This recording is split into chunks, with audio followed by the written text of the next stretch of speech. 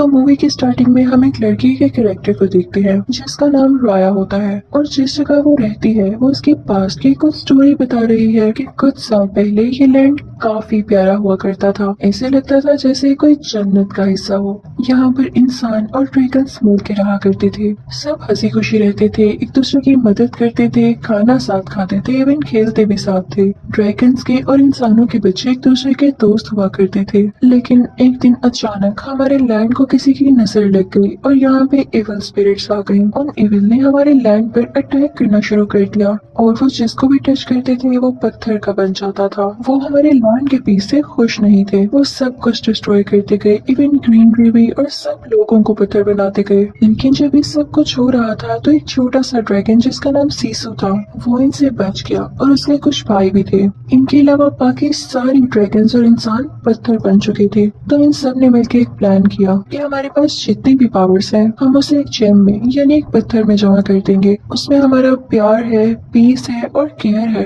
और ये जरूर उन इवल स्पिरिट्स को मार डालेगी, खत्म कर देगी उनके मैजिक को। हम इसको यूज करके सब ड्रैगन्स को और सब इंसानों को पत्थर से हटाकर दोबारा से नॉर्मल कर देंगे। और फिर उन्होंने ऐसा ही किया और उन सब भाइयों ने मिलकर एक पत्थर में यानी एक जेम में अपनी सारी पावर्स, अपना सारा प्यार डाल दिया। और फिर उसके बाद जब वो उन इंसानों के पास लाए जो कि पत्थर के बने हुए थे तो सरप्राइजिंगली वो इंसान भी ठीक होने लगे। लेकिन यहाँ पर दुख की बात ये थी कि उस पत्थर का उन ड्रैगन्स पर कोई असर नहीं हो रहा था।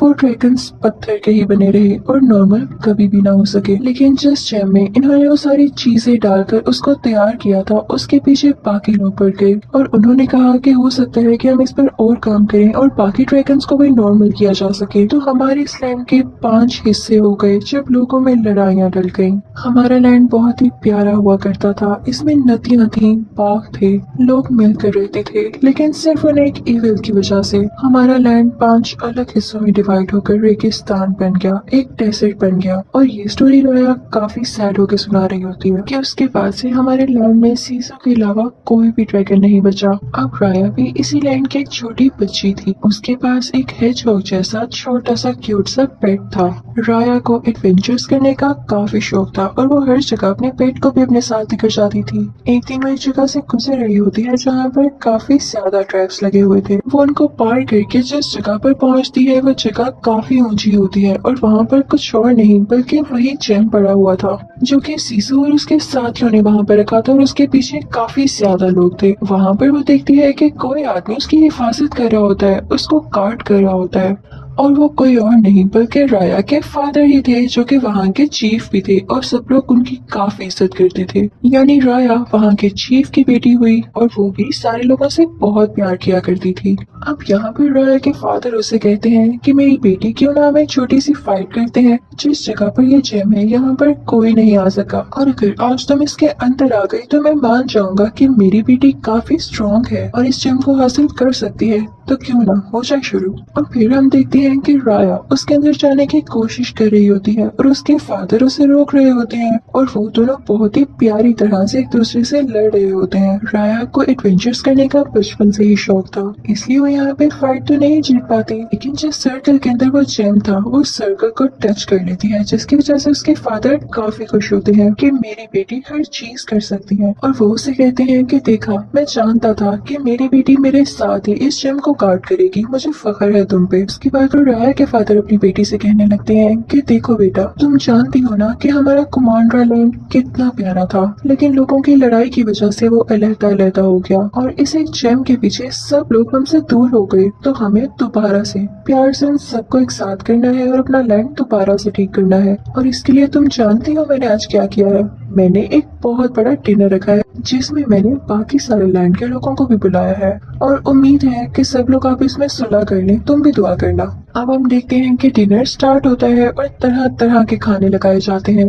वहाँ पर बाकी लैंड के भी लोग आते हैं। इसी तरह किसी दूसरे लैंड के चीफ की भी बेटी होती है जिसकी एज बिल्कुल राया जितनी ही होती है।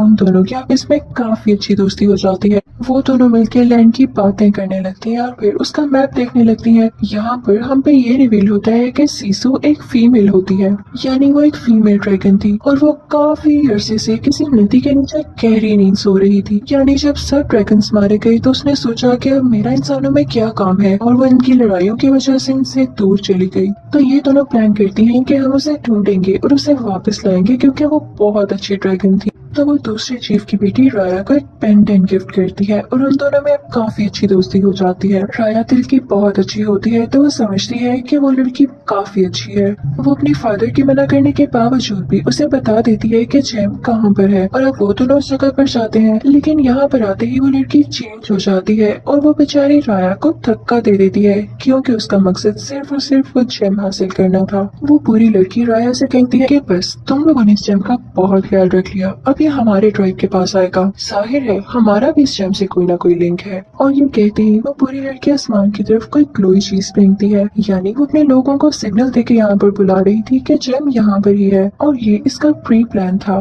देखते ही देखते उसके ट्राइब के सारे लोग वहाँ पर पहुँच जाते हैं और वो लोग वहाँ पर आकर जेम के लिए लड़ने लगते हैं। और जब वो एक दूसरे से जेम छीन रहे होते हैं तो वो जेम नीचे गिर जाता है और उसके 5 टुकड़े हो जाते हैं।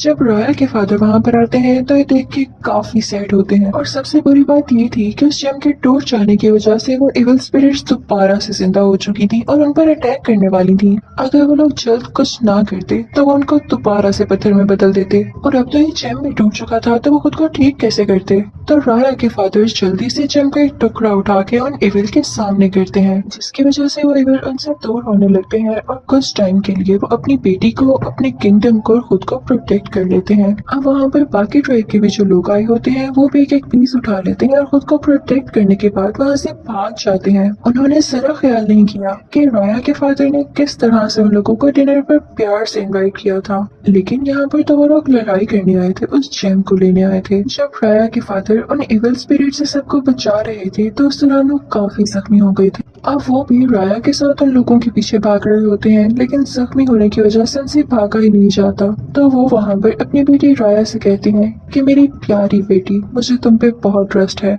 मैंने तो उस दिन ही ये जान लिया था कि मेरे बाद तुम इस जेम की हिफाजत करोगी। मैं यहाँ ही रुक रहा हूँ और आगे से तुम्हें ही इस जेम को और अपने किंगडम को प्रोटेक्ट करना होगा। और इसी के साथ वो अपनी बेटी को उसी जेम के साथ उस रिवर में धक्का दे देते हैं और तभी वहाँ पर वो इविल स्पिरिट्स आती हैं जो राया के फादर को पत्थर का बना देती हैं। अब यहाँ पे सीन चेंज हो जाता है। तो ये थी सारी पास्ट की बातें जो कि राया खुद बता रही थी, और अब राया बड़ी हो चुकी थी, 6 साल गुजर चुके थे और राया के फादर ने जो उससे कहा था उस पर काम कर रही थी, यानी जेम को प्रोटेक्ट भी कर रही थी और साथ साथ सीसो ड्रैगन को भी ढूंढ रही थी, जो कि उसके मुताबिक किसी नदी के नीचे था। वो उसे इसलिए ढूंढ रही थी ताकि सबको दोबारा से टेक किया जा सके और वो अपने फादर को भी पत्थर से दोबारा नॉर्मल इंसान बना सके। अब तो राया का पेट भी काफी बड़ा हो चुका था, उन दोनों का बॉन्ड काफी अच्छा था और वो हर जगह एक साथ जाया करते थे जैसे पहले जाया करते थे। अब फाइनली राया इतने अरसे के बाद उस नदी के किनारे पहुंच ही चुकी थी जहाँ पे उसे लगता था कि सीसू ड्रैगन है। वो कई ट्राइज करती है और फाइनली उस सीसू को जिंदा कर देती है। वो आती है और सीसू से प्यार से कहती है कि मैंने तुम्हें कहाँ कहाँ नहीं ढूंढा, अब तुम जिंदा हो ही चुकी हो तो मेरी सारी बातें सुनो, मैं काफी परेशान हूँ और तुमने मेरा साथ देना है। यहाँ पर हम देखते हैं कि सीसू बहुत ही ज्यादा क्यूट ड्रैगन होती है और जैसे ही वो जेम को देखती है तो वो खुशी से पागल हो जाती है और कहती है कि तो वही जेम है जो कि हमने बनाया। वो ग्लो करने लगती है ब्लू लाइट में। तो राया कहती है कि हाँ, मैं यही चाहती हूँ कि आप लोग इसको दोबारा से बनाए ताकि मैं अपने फादर को ठीक कर सकूँ। 6 साल हो चुके हैं, वो पत्थर के बने हुए हैं। तो साथ ही सीसू इनोसेंट एक्ट करने लगती है और कहती है कि इसे तो मेरे भाइयों ने बनाया था और मैं काफी छोटी थी और मेरी तो उनके साथ मिलकर उन एविल से सिर्फ लड़ाई की थी। तो सीसू कहती है लेकिन एक हल जरूर है, अगर मुझे इस जेम के सारे पार्ट्स मिल जाए तो मैं इसे जोड़ सकती हूँ और फिर उसके बाद से तुम्हारे फादर को और किंगडम को ठीक भी कर सकती हूँ। सीसू हमें दिल की बहुत साफ ड्रैगन लग रही होती है। वो कहती है कि जेम के हर पीस में कोई ना कोई पावर छुपी हुई है और एक मजे की बात बताऊं कि वो टच करते ही वो सारी पावर्स मुझ में आ जाएंगी। अब वो कहते हैं कि हम मिलके उन जेम के पीसेस को ढूंढेंगे और उन्हें एक साथ मिला देंगे। अब वो तीनों यानी सीसू ड्रैगन, राया और उसका पेट उस जेम की तलाश में निकल पड़ते हैं, यानी उस जेम को ढूंढने के लिए। सबसे पहले वो जाते हैं कॉर्नर वाले ट्राइब में, जहाँ पर उन लोगों ने काफी ज्यादा ट्राइब्स लगाए हुए थे। अब राया क्योंकि एडवेंचरस थी और काफी ज्यादा स्ट्रॉन्ग थी, तो उन ट्राइब्स को पार कर लेती है और यहाँ पर बड़ी आसानी से वो जेम का पीस उठा लेती है। तो यहाँ पर हमें पता चलता है कि इस जेम से जो पावर सीसू को मिली थी वो ये था कि वो किसी भी फॉर्म में बदल सकती थी, जिसे पाकर वो खुद भी काफी ज्यादा खुश होती है। वो पर्पल बालों वाली क्यूट सी लड़की बन जाती है और उसके बाद वो काफी ज्यादा खुश थी। लेकिन इस बात की खबर जब दूसरे लैंड का होती है, तो वही बुरी लड़की जिसने बचपन में राया को धोखा दिया था वहाँ पर अपनी कुछ आर्मी के साथ आ जाती है और उन पर अटैक करने लगती है। लेकिन राया और सीसू वहाँ से भाग जाती हैं। जब वो वहाँ से निकलते हैं तो उन्हें एक छोटा बच्चा दिखाई देता है जिसकी एक छोटी सी बोट थी। वो बहुत ही प्यार से इन दोनों से कहता है कि आप मेरी बोट में आ जाएं। लेकिन राया सीसू ड्रैगन से कहते हैं कि कभी भी किसी पर ट्रस्ट मत करना। लेकिन वो लोग देखते हैं कि बोट काफी आहिस्ता चल रही होती है, तो सीसू ड्रैगन जो कि स्विम कर सकती थी पानी में जाती है और दोबारा से ड्रैगन में बदलकर उस बोट को धक्का देने लगती है, जिससे वो बोट तेजी से चलने लगती है। वो छोटा बच्चा उन दोनों से कहता है कि उन एविल्स ने मेरी फैमिली को भी पत्थर का बना दिया और अब मैं इस दुनिया में बिल्कुल अकेला हूँ। उन तीनों में काफी अच्छी दोस्ती हो जाती है और वो अपना सफर एक साथ बातें करके गुजारते हैं। अब वो लोग पहुंच चुके थे तीसरे ट्राइब में, यानी लैंड के तीसरे हिस्से में। राया सीसू से कहती है कि तुम बोट में ही रहो, मैं वहाँ जाकर देखती हूँ। लेकिन यहाँ पर उसके सामने एक छोटी बच्ची आ जाती है जिसके पास 3 छोटे छोटे मंकीज थे। वो बंदर उसके जेम्स लेकर वहाँ से भाग जाते हैं, लेकिन राया उनका पीछा करती है और अपने जेम्स वापस हासिल कर लेती है। राया उन तीनों को पकड़ तो लेती है, साथ ही साथ उस छोटी बच्ची को भी, और फिर उनसे कहती है कि तुम लोग काफी चालाक लग रहे हो, काफी फुर्तीले भी हो, तो क्या मेरे साथ काम करना पसंद करोगे? इसके बदले में मैं तुम लोगों को काफी फ्रूट्स दूंगी और पैसे भी दूंगी। तो वो छोटी बच्ची बताती है कि मेरे पेरेंट्स को भी उन एविल ने पत्थर का बना दिया, मेरे पास और तो कुछ है ही नहीं करने को, तो मैं आपका साथ दूंगी। फिर वो लोग एक टीम बन जाते हैं। उतनी ही देर में हम देखते हैं कि सीसू ड्रैगन वहाँ पर पहुंच जाती है और लोगों से चीजें लेने लगती है, क्योंकि उसने ये सारी चीजें देखी ही नहीं थी कभी पहले। लोग उसे पकड़ने लगते हैं, लेकिन तभी एक बूढ़ी औरत वहाँ पर आती है और सीसू के मुंह से ये निकल जाता है कि हम यहाँ पर जेम लेने आए हैं। तो वो बूढ़ी औरत उसे अपनी बातों में लगाकर अपने साथ ले आती है। यहाँ पर हम देखते हैं कि जेम का एक पीस इस बूढ़ी औरत के पास भी होता है। वो सीसू से कहती है कि मुझे जेम लौटा दो, वरना मैं उन एविल स्पिरिट्स को यहाँ पर बुला लूंगी और वो तुम्हारी जान ले लेंगे। लेकिन उसी वक्त वहाँ पर राया आ जाती है, वो सीसू को बचाती है और उस बूढ़ी औरत से वो जेम ले लेती है। फिर हम देखते हैं कि वो लोग किसी और ट्राइब में जाते हैं पत्थर का चौथा हिस्सा लेने के लिए। लेकिन वहाँ पर जाते ही उन्हें एक आदमी पकड़ लेता है जो कि वहाँ का सबसे अच्छा वॉरियर था, और तभी वहाँ पर वो बुरी लड़की में पहुँच जाती है जिसने राया को बचपन में पेंडेंट दिया था और जो धोखेबाज थी। वो उन पर अपने सोल्जर्स के साथ फिर से अटैक करने लगती है, लेकिन अब की बार राया भी उससे बराबर लड़ रही होती है। लेकिन जब सीसू ये देखती है तो वो फौरन से ड्रैगन में बदल जाती है और अपने मुंह से स्मोक निकालने लगती है, जिसकी वजह से राया की जान बच जाती है। लेकिन अब सबको पता चल चुका था कि सीसू एक ड्रैगन है। जब वॉरियर ये देखता है कि तो वही अच्छा ड्रैगन है जिसने कभी आज तक किसी का कुछ नहीं बिगाड़ा,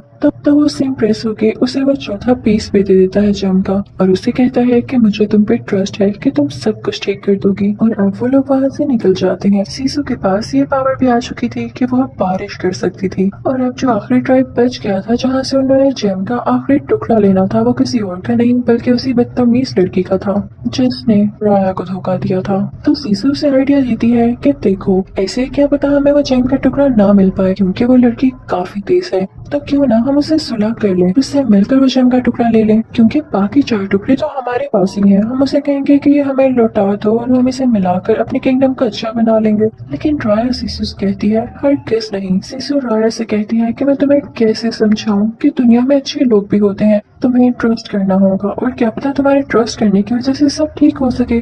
तुम तो एक अच्छे इंसान की बेटी हो ना।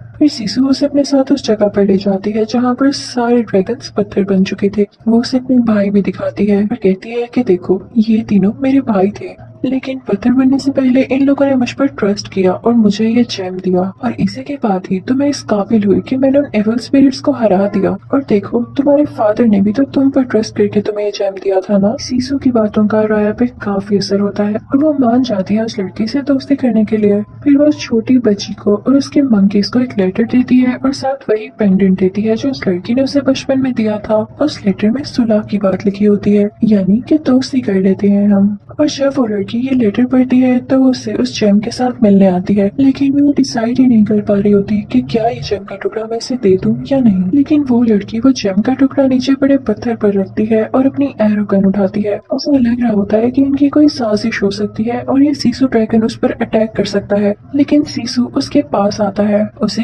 काम डाउन करने के लिए।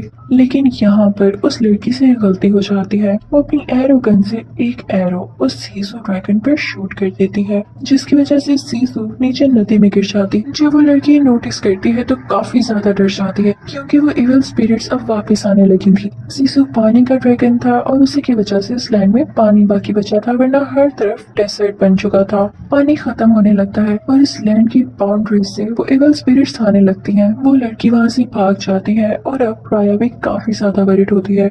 जब राया को ये फील होता है कि सीसू अब मर चुकी है और उसके पास और कोई नहीं रहा, तो वो गुस्से में उस लड़की से लड़ाई करने जाती है। उन दोनों में काफी फाइटिंग होती है, दोनों एक दूसरे के साथ स्वॉर्ड से लड़ रहे होते हैं। दूसरी तरफ हम देखते हैं कि राया का पेट, वो छोटा बच्चा और वो वॉरियर जेम का एक पीस लिए हुए सबको प्रोटेक्ट कर रहे होते हैं। अंदर कैसल में राया की और उस लड़की की काफी लड़ाई हो रही होती है और राया उस लड़की को मारने वाली होती है कि उसकी नजर बाहर पड़ती है। वो देखती है कि पूरा शहर तबाह हो रहा है, हर तरफ एविल स्पिरिट्स ने अटैक कर दिया है। राया फौरन से बाहर जाती है अपने लोगों को पत्थर से बचाने के लिए, और अंदर हम देखते हैं कि उस लड़की की मदर को भी वो एविल स्पिरिट्स पत्थर का बना देती हैं। तो तब उसे एहसास होता है कि हम किंगडम एक ही थे, हमारा अगर कोई दुश्मन था तो वो एक ही, ये एविल स्पिरिट्स। उसे काफी दुख होता है कि काश मैं अगर पहले समझ जाती तो मेरी मदर भी पत्थर की न बनती। जब उस पे खुद ये बीतती है तो वो खुद भी राया का साथ देने लगती है और फिर बाहर जाकर उसी जेम के पीछे लोगों को प्रोटेक्ट करने लगती है। यहाँ पर राया को अचानक से याद आता है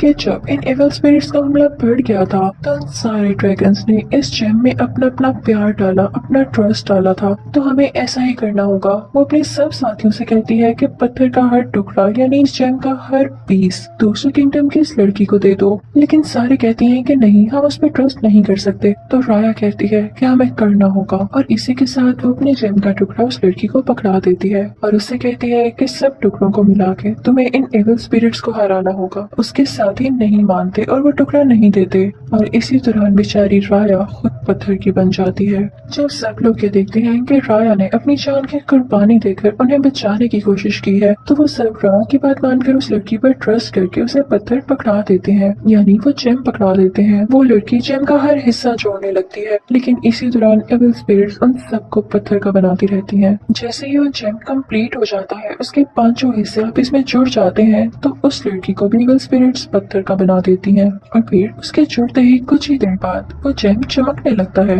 वो जेम काफी ज्यादा ब्राइट हो जाता है और उसमें से कोई एनर्जी निकलती है, और वो एनर्जी उन सब एविल स्पिरिट्स को मार देती है, और तभी वहाँ पर बारिश होने लगती है। इसकी पॉजिटिव एनर्जी की वजह से सारे पत्थर के लोग ठीक होने लगते हैं। और मजे की बात ये थी कि इसकी वजह से ड्रैगन्स भी जिंदा हो गए थे। बारिश होने की वजह से और ड्रैगन्स के वापस आने की वजह से नदियां भी भरने लगती हैं, रिवर में भी पानी आ जाता है और सब ड्रैगन्स यहाँ डांस करने लगते हैं। फिर हम देखते हैं कि सारे ड्रैगन्स और इंसान आपस में मिलते हैं, और जिन जिन की फैमिली पत्थर की बन चुकी थी वो लोग भी अपनी फैमिली से एक हग करते हैं। सारे काफी खुश हो जाते हैं, और फिर राया भी अपने फादर से मिलने जाती है। राया के फादर उसे इतना बड़ा देख के काफी खुश हो जाते हैं और उन्हें अपनी बेटी पर प्राउड होता है। और तभी वहाँ पर सीजू भी आ जाती है, जो कि उनसे कहती है कि चीफ, मेरे पास आपके लिए एक तोहफा है। उसके पीछे से बाकी ट्राइब के लोग भी वहाँ पर आ रहे होते हैं, जिन्हें चीफ और राया ने काफी इम्प्रेस किया था। वो उनसे सुलह करने आए थे, और यहाँ हम देखते हैं कि वो जेम भी एक साथ हो गया था, और ये सारे किंगडम के लोग भी चीफ और राया और सीजू को हम कैसे भूल सकते हैं। वो लोग काफी खुश थे, यानी एक दूसरे पर ट्रस्ट करने से, एक दूसरे का ख्याल रखने से, प्यार करने से सब चीजों को ठीक किया जा सकता है। और अगर हम साथ हैं तभी एक पावर है, अलहदा हम कुछ भी नहीं। Thank you for watching. Good bye.